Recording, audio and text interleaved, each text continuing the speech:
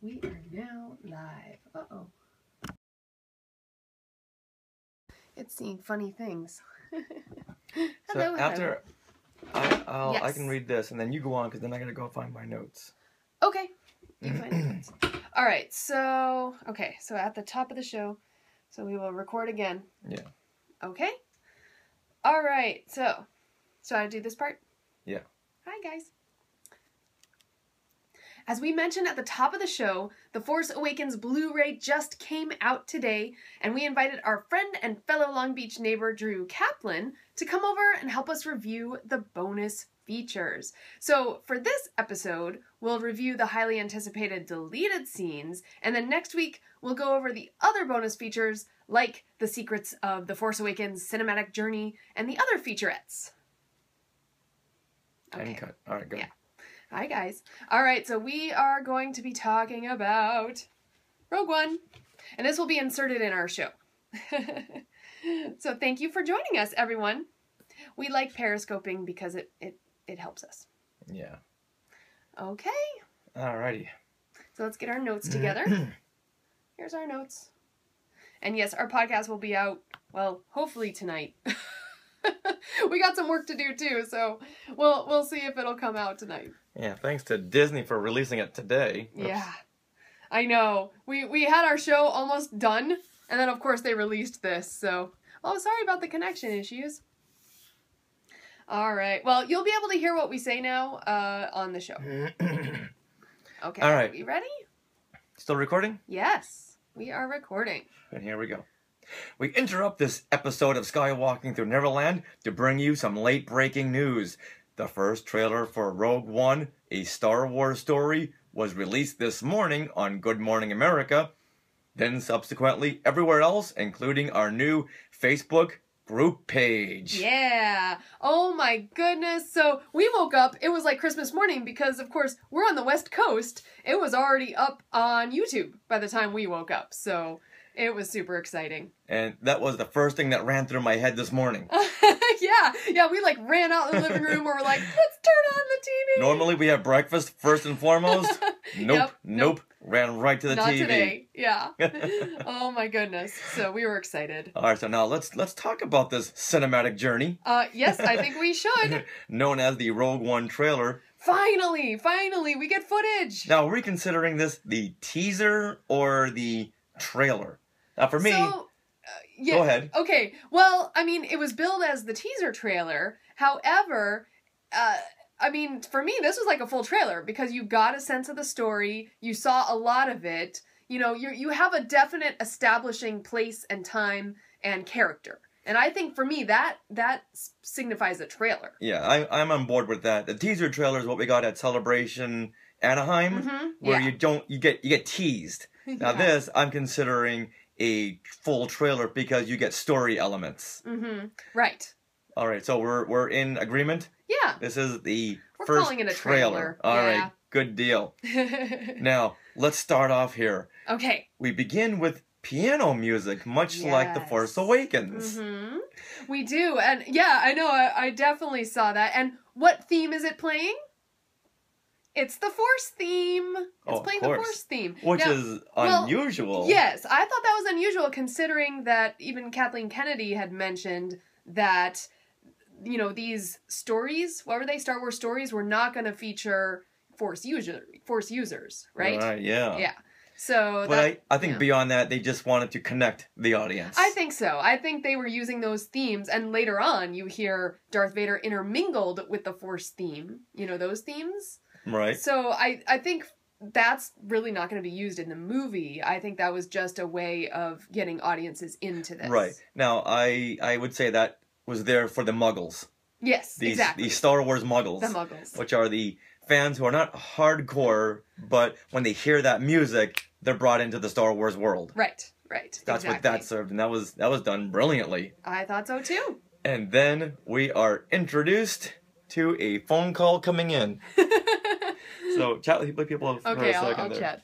All right. We're taking a phone call. Haha, Muggles. Yes, Muggles. Thanks, guys, for coming in.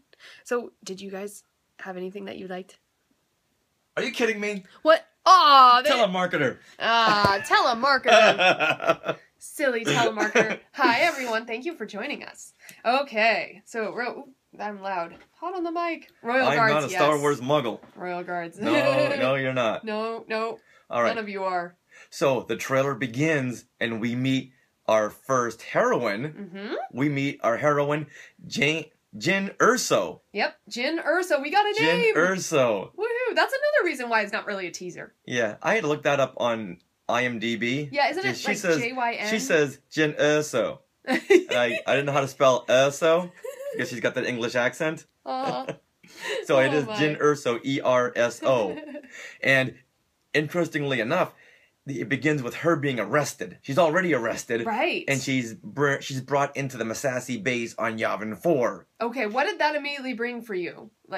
It brought immediate thoughts of the rebel base, of course. Okay. And as I'm led to believe, this base was not established not too far before the events of Episode 4. Right. So they're just in the unpacking stage. Right. Okay. Well, you know what I got from that? When they were announcing, she's arrested, and then they're talking about how she's 15 on the streets, I thought of Ezra from Star Wars Rebels. Oh, yeah. I kind of got a connection with that there. So yeah, I really believe they're going to marry the characters of Ezra and Han Solo into this. Because she's the rogue girl, the rogue fighter who wants to fight alone, but yet she's still in that whole trying to find herself. Right, exactly. Yeah, street rap from Aladdin, says Michael Nip. Nice, on Periscope. Yeah, and now she's being arrested. I find this really interesting for forgery of Imperial documents, stolen property, aggravated assault, and resisting arrest. Okay. Now, what did that bring to mind for you? Well, in the end, we see her in Imperial armor. Ooh. Which means... What are you looking at? For some reason the battery's really low on this. Okay. Well, go ahead. Okay. All right. Which means she, like Thane from Lost Stars, was part of the Empire, and something's making her turn, and I think before she fled, she just stole all this stuff from the Empire. Oh, interesting. So we're setting her up as an Imperial thief. Okay. A thief who steals Imperial stuff. Right. We don't really know what it is. So I think that is setting up the plot where she has got to be the one to steal the Death Star plans. Okay, because she's a spy, which is what Kevin Rader said. Well, I think she'll be turned into a spy. Okay. Because she was part of the Empire. We don't know how much, but we see her in that Imperial armor. So it won't take too much to get her back into maybe the ranks. I'm sure by now the Imperials will have her face plastered up everywhere. Right. So how much of a spy could she be? So we don't really know. Okay. However, she like Finn in The Force Awakens, she does know how to get in and out of places because she's been there. Right. Which does make her a great spy. But so we're setting her up as a thief. Okay. And that's going to be her, I think, introduction into the rebellion. Okay. Here, give me 1 second. Where are you going? I'm just going to grab my little battery. Here, you talk to that. All right, guys. So what was on her back and the suit in the end? Couldn't tell what sort of weapon it was. It looked like it was black armor. Not really sure what it was being used for. It almost looked like a TIE fighter pilot, but didn't have the air hoses, so it couldn't be a TIE fighter pilot. What? Okay. So don't know, some kind of Imperial soldier. There we go. Mouse droid. We saw a gonk droid. Okay, I'm back. All right. Then next up, we see a shot that's going to be used as the publicity shot for Jyn, which is her at the Massassi base with the green thing behind her, strategy chart behind her, right? Just like we saw with Princess Leia, and a ton of Star Wars publicity photos. Yeah, in fact, her and Mon Mothma, we saw that green background. So this green background is kind of signifies females in Star Wars, sort of. We did see C-3PO in front of that. Well, that I know, but I just point taken. It's a recurring shot. And we were amazed by how much at this point, she's brought to Mon Mothma. And we were amazed how much she looks like the Mon Mothma from Revenge of the Sith. And I know. It was Genevieve hold on, what's her name? O'Reilly? Yeah. It was Genevieve? Genevieve. Okay. It was Genevieve O'Reilly from Revenge of the Sith. Yeah. And that was really, really exciting that they brought her back. Yeah, reprising her role. Yeah, they're bringing in prequel actors, which really, really excites me. That is exciting, you know? Like, don't gloss over the prequels, guys. Let's use it. And Mon Mothma is telling Jin about all her charges. And what does she say? This is a rebellion, isn't it? I rebel. Okay, awesome. So there you have your Han Solo. Yes, yes. I know for me, like, I've always loved the Revolution, the American Revolution, you know, that time in history. And I was always on the rebels' side. And so this, for me, is kind of bringing that back in a way as well. So I wonder how much of that history is going to be used in this particular movie. I don't know. I like the historical ramifications there. Because Star Wars has its roots in actual history. Oh, very much so. Which I think is one of the appealing parts of Star Wars, because you can really relate to it on that level. All right, then we cut to... Oh, I had his name there for a second. Oh, is Diego Luna? Then we cut to Diego Luna. Yes. Who, is it me, or does he look like Poe? Could he be Poe's father? He could. I don't think they're going to tie it that much. Someone was mentioning that in our Facebook group. Really? I think, like, they would tie stuff together. I mean, they're trying to tie stuff together between comics, everything. But I think they want to really keep this separate from the actual story. Yeah, the Skywalker storyline. So I don't think he's going to, I think he just looks like Poe. I don't think he's going to be related. I'm going to say that he is going to be related. So according to people on Periscope over here, they're all for that. Yeah, they would love it. And I would love it too. Oh, I would love to see more of Poe's heritage. Okay. But maybe we don't need to tie everything together. Yes, we do. But according to the look on your face. Aaron Goyne says he doesn't look anything like his father from the comics. Okay. No, but there's artistic liberty here. Yeah, that's true. So I think they can get away with that. But I'm just going to go on record by saying I hope they don't tie this character into Poe. Okay. Periscope disagrees with you. All right. Then we get some Rey-like shots where we see Jin kicking the butt of all these stormtroopers. In a marketplace. Yeah. So now I immediately... The streets, I guess. I immediately thought of Rey because she's got the staff. Okay. Yeah, I can see that. So already we're getting some parallels. Yep, definitely. I like it. All right, are we on to that amazing shot of the Star Destroyer and the Death Star yet? Because that blew me away. Well, let's build up to that. Okay. Because she is told by Mon Mothma that a major weapon test is imminent, and the rebellion wants to know what it is. Okay. So my question is, okay, so they know about the Death Star, but they're talking about the test. The test. I don't think they know about the Death Star. They know that there's some kind of major weapon that's being tested. Oh, I think it's very hard to hide the Death Star. Oh, well, I know. What she's saying is that there's a major test going on. Okay. So the test is imminent, which means that they probably know that this super weapon can destroy a planet, so they got to find out what this is in quick. Right. And then from there, what do we cut to? The Death Star being built. What an amazing shot. This shot was so cool. Oh, Juan John says, wasn't the test Alderaan? Yeah, you kind of have a point there. Yeah, and that's Mon Mothma's point right there. She wants to find out what this test is going to be before a planet gets destroyed. Right. And we kind of see how that turns out. Right. Yeah. My goodness. All right, now let's talk about this shot where we focus on a Star Destroyer, and the camera pans over. And that shadow's going around, and you're like, what is this shadow? And then what do we see? The big radar laser dish. Yeah, the laser being dish. lowered into the Death Star. Oh, cool. Oh my goodness. That is just an amazing shot. All those Star Destroyers around it like they're keeping guard. Mm-hmm. Wow. Fantastic. Yes. Oh my goodness. Oh, and then when do we get those sounds? Like, I love how this trailer is peppered with the sounds of Star Wars that we know. Yeah, this is the klaxon alarm sound, Yeah. which you hear on the blockade runner, you hear on the Death Star, Mm-hmm. you hear all over the place, but they'll lower the pitch and raise the pitch to make it sound different. Oh, it was immediately recognizable as Star Wars, but I couldn't quite place it, but you were right on it. Yeah, that's also the sound that we heard as we broke into our own podcast. Yeah. Yes, we did. Okay. All right, then next. Oh boy. Okay, here we go. Things are about to get down and dirty because we meet a High Admiral. Oh, or a Grand Moff.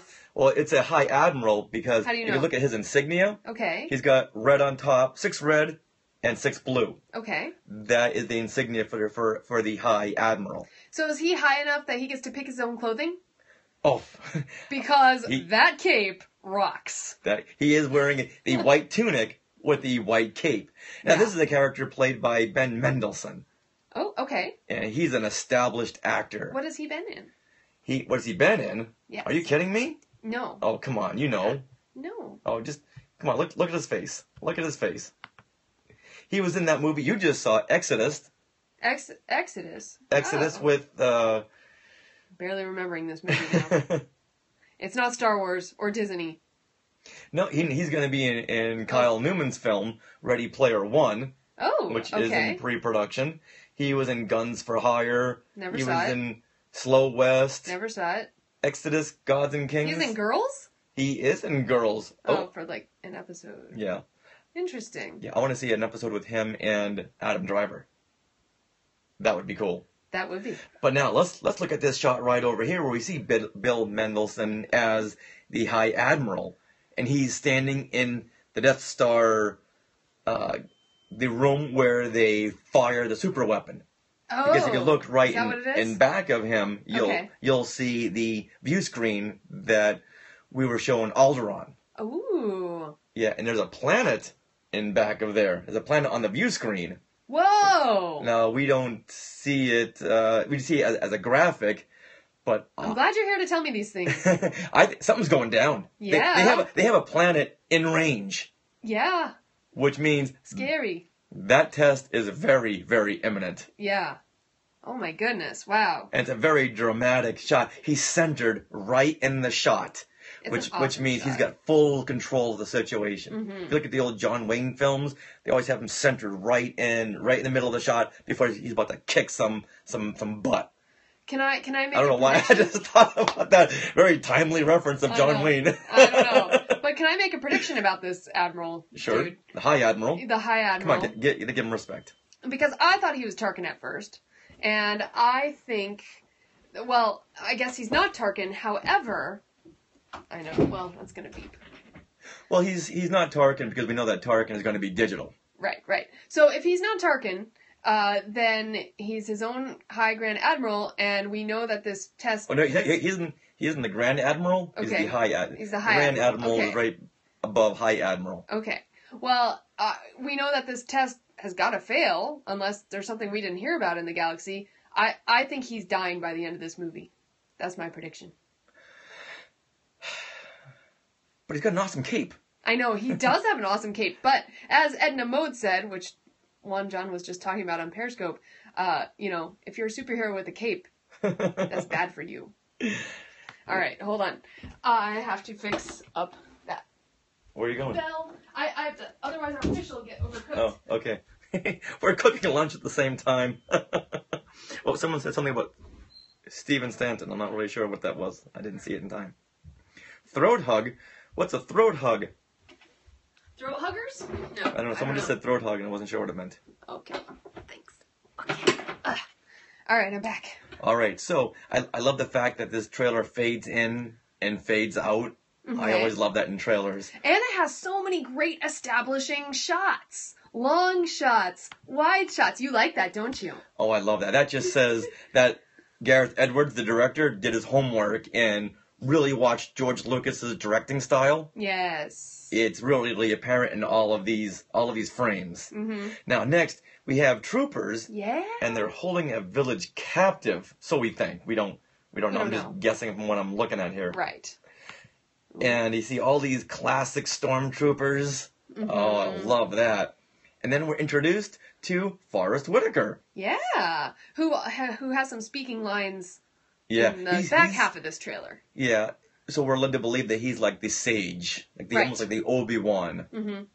And I can't see much of his costume, but I just love the look of him. So I think from now on, whenever I see Forrest Whitaker, I won't see Jefferson from Fast Times at Ridgemont High. No, I'm gonna see finally Rogue One. Nice. Now, in these troopers, is this where we see the new black? Yes, we do. Look at him right over here. Yeah, I think we're gonna see this happening at some Star Wars celebrations coming up. Oh yeah. Oh, Celebration Europe. Everyone's gonna be in Rogue One. Oh yeah. Well, maybe. Well. Oh, I'm sure the 501st right now are looking at this. Oh. Those are incredible. I almost want to call them shadow troopers, but we don't know what kind of ranks they are. Right. But they're black stormtrooper variants, let's say that. Yeah. And yeah, as you pointed out, what's in the background there? It looks like a moisture evaporator. Yeah, and it does have a very Tatooine look, which is not to say that any other planet doesn't have moisture evaporators, but come on, when you see moisture evaporators, you gotta think Tatooine. Yeah. Now, someone just said Darth it could be Taxis. her in disguise. Darth Taxis says that could be her. Perhaps. That's an interesting you know what? idea. You know what, Darth Taxis? That person is wearing that black armor, but we only see them from the chest up. Right. And on Jyn in the very last shot, we do see her chest covered in that black armor. Mm-hmm. So, wow, good catch. Wow. Very good catch. So now we see more village shots of rebel pilots being handcuffed and led by stormtroopers. Yep. Are they on a Star Destroyer now, do you think? Well, now it cuts to a couple of running shots. Okay. Which got to keep that action going. And then we have Donnie Yen. Okay. Now everyone is blowing up about Donnie Yen. Who is Donnie Yen? He's that guy. Right. Has he been in anything else? Because some people are very excited to see him particularly. Yeah, I don't know of any films, but I know he was in a lot of the martial arts films, kind of like the new version of Jackie Chan. Okay. All right, people, we're asking you on Periscope, where do we know Donnie Yen from? Yeah, IP Man? They're saying IP Man. Highlander Endgame. What's IP Man? Donnie Yen. Where IMD being that. Wait, oh. Goes up, go up. Ip Man. Yeah, what is this Ip Man 3? Ip? Yeah, so, he's an Ip Man 3. Hong Kong action star. So I know Ip Man 3 from constantly stalking Box Office Mojo was big in China. Okay. So he was an Ip Man 2 as well. On Netflix, apparently. Okay, and Ip Man. Ip. IP. Yeah. So we just know that he's huge as a Hong Kong martial arts star. Okay. Well, nice. Judging by these clips here, this man can kick some armor. Yeah, Look at him go. I would say so. They're saying he is Ip Man. Oh, okay. So people on Periscope are saying he is Ip Man. Oh, like Bruce Lee. Like Bruce Lee. Okay. Thanks for breaking that down, J-Dub. All right. Awesome. See, I like having Periscope on. Yeah, that's very, very nice. I like it. All right, so we have Donnie Yen kicking some armored butt, and then comes a shot that really excited me. Okay. And you have these troopers, and they're firing their blasters. Oh. Now, why does that excite me? You're gonna tell us. Because one of the biggest critiques I had about The Force Awakens is that the laser blasts looked and sounded like Star Trek. Okay. Laser blasts, and it sounded like the laser blast from Star Trek. Now, they have the Star Wars look and sound to them. So now you feel much better I feel much better about this. And when I saw the Phantom Menace teaser trailer back in '98, when I first heard those iconic sounds of the blasters, yes, it brought me right back into the Star Wars world. Okay. So in The Force Awakens, it made me stop and think, where I shouldn't have been stopping and thinking about these laser blasts. Now, what's interesting about this is I thought Rogue One's tone would be completely different from the Star Wars universe, but seeing all these stormtroopers, seeing the AT-ATs, seeing, some familiar shots, I feel like this tone is very similar to the Star Wars films. Well, I think this is the buffer teaser. Okay. That pulls you in, and then once like, everyone is in, it's like, okay, now we're going to give you the real teaser of the tone of the film. Okay. Because, I mean, the Force Awakens, of course, everyone saw it. And so, yeah, I could see how that would work. They want to connect this movie to that to make sure that people go see this movie. And they've been working on this trailer for a long time because they were really, really concerned about the tone. If it's too dark, will it turn fans off? Right. And if it's too light, will the fans who are waiting for this film go, hey, we want to see a darker Star Wars film. Right. So I think this really bridges the gap nicely because in an upcoming shot, we see that High Admiral walking on the shore and see all these dead troopers floating around him. Yeah. That's eerie. Mm-hmm. That's very, very eerie. Very eerie. Now, what I love in this shot that we're looking at right now on our screen, we have this big shuttle, and it's just being destroyed by... Well, is that what that is? Yeah. Okay. I'm sure by the rebels. Right. But look at this palm tree planet. I know. Palm tree planet. The palm tree planet. Now, we've never seen a palm tree planet. Kashyyyk had trees. But not palm trees. They were more winding. Yeah. So look at this. I love that. Yeah, that's super cool. I just, that's going to be my desktop. Palm trees, and then, of course, we see the AT-ATs. Yeah. Which are shooting. Hold on. You're getting too far ahead of ourselves. Okay, I'm sorry. Now, look at this shot here. This next shot has this dark cloaked figure, and he's kneeling before like a tube of light. Mm-hmm. And on each side is a royal guard. Royal guard. Which means the emperor is not too far. Right. Now, could that figure be the emperor? Because it looks kind of hunched to me. Well, he's kneeling down. Is he kneeling? No, he was walking, wasn't he? He was walking away? He was walking up to this pillar shaft. Okay, let's watch. And then he kneels down. See? Well, okay. No, I think he's going down some stairs. Like Ahsoka. No. He's just kneeling down. He's not walking up to the pillar. He's just kneeling down. Okay. But let's get people on Periscope. Oh, Crimson Empire. What's that? Oh, that's the Dark Horse Star Wars comic that focused on the Royal Guards. Okay. Hence Crimson Empire. Oh. Yeah. Oh, I would love to see more of those characters. Someone says it's a Bacta tank. Yeah, it looked like a Bacta tank, but it looked stuff. like it was a little too big to be a Bacta tank. Yeah, it did. Also, I've heard carbonite chamber, but I doubt it's that. But No, to me, I thought that was the Emperor. It looks like some kind of an altar. Right, but the guy. Oh, the you know cloaked what? man. Yeah, it could be a figure we don't even know yet. Okay. But some people were saying it was Darth Vader, and I don't think it is. No, look at the shape of his helmet. Yeah. Or that's a hood. That's a hood. That's not a hood. helmet. No. Yeah. So for me personally, I'm gonna rule out the fact that that's Vader. And now, Mental Madness, who I believe is Christopher, he says that there's a Bacta tank somewhere. What shot is that? Oh, I didn't see a Bacta tank. Maybe he's referring to this shot here. I don't know. Yeah. Yeah. Chad says definitely not Vader. Yeah. Yeah, maybe Mads Mikkelsen's character. Says Michael. Yeah, could be. We don't know. Okay. And then look at this next shot. We have Forrest Whitaker. We have some more characters, and then we have this AT-AT battle. Oh my goodness! So amazing. Now, That's one of the coolest shots. Yeah. With the palm trees on the palm tree on the palm tree planet. Now, when I see this, I don't know about you, but my mind went to Star Wars Land at Disneyland. Okay. Could you imagine seeing these AT-ATs just looming everywhere? That would be awesome. And plus, we already have the palm trees. Yeah. Yeah, we do. So when I saw that, I immediately thought, that's got to be something set up. Yeah. It might be a little menacing for kids, but you know what? The kids can go to Looney Tune Town. They can go to Tiny Mickey's, Toons. Yeah, Toontown. Toontown, yes. Toontown. Yeah, let them go there. Give us these 1-to-1 scale AT-ATs. Oh, they're so cool. So cool.